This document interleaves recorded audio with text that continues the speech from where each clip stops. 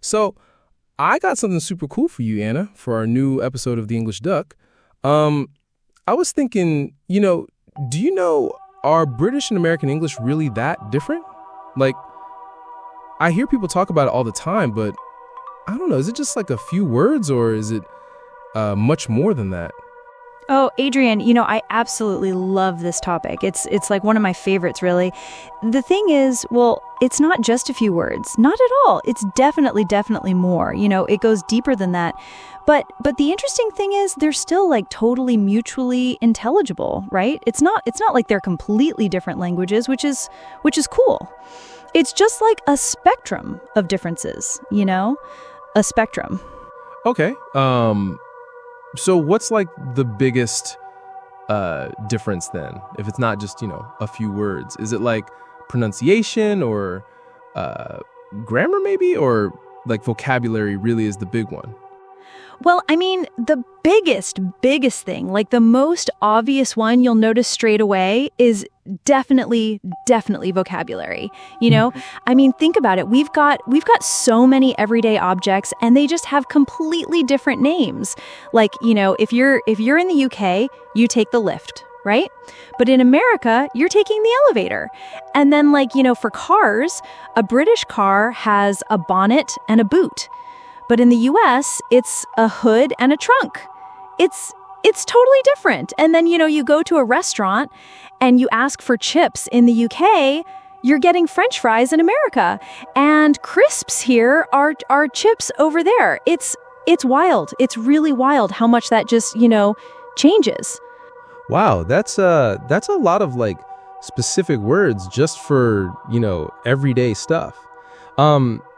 So what about like pronunciation then? Because I always hear people say, oh, British accents, American accents. Like, are there consistent differences or is it just like a general vibe? Oh, absolutely, Adrian. Like, there are definitely consistent pronunciation differences. It's not just a vibe, not at all, Think about the R sound, right? In British English, like generally, you'll find it's non-rhotic, so they often drop the R sound at the end of words or before consonants, like in car or park.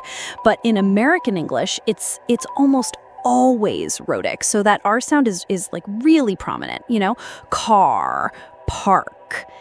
And then there's the T sound, like in words like water or butter. Americans often use a flapped T sound, which sounds a bit like a D sound, waiter, butter.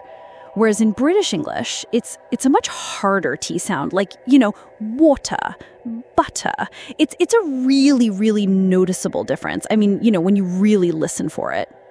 That's really interesting. Like the R sound, especially. I never really thought about it that way, but now that you say it, I can totally, hear it. So is there anything else that's super distinct beyond vocabulary and pronunciation, like maybe grammar or even just spelling? Yes. Oh, absolutely, Adrian. Spelling is a big one, a really big one.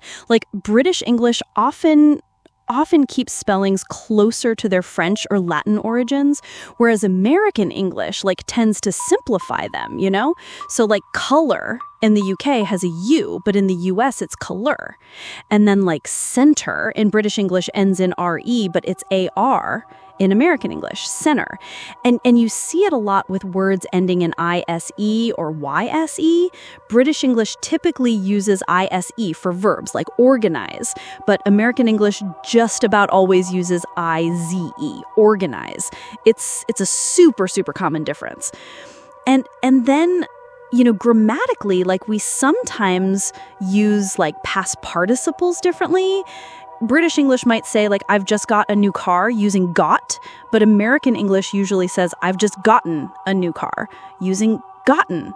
It's subtle, but it's there. Wow, that's a lot of stuff to keep track of, So, I guess they are pretty different, after all. Yeah, they are, Adrian. They really are. But that's what makes it so cool. Just all those little nuances. For sure. Well, That was really enlightening, Anna. Thanks for, breaking it all down for us on the English Duck today. We'll be back next time with more language insights. Yeah, thanks everyone for tuning in, See you next time.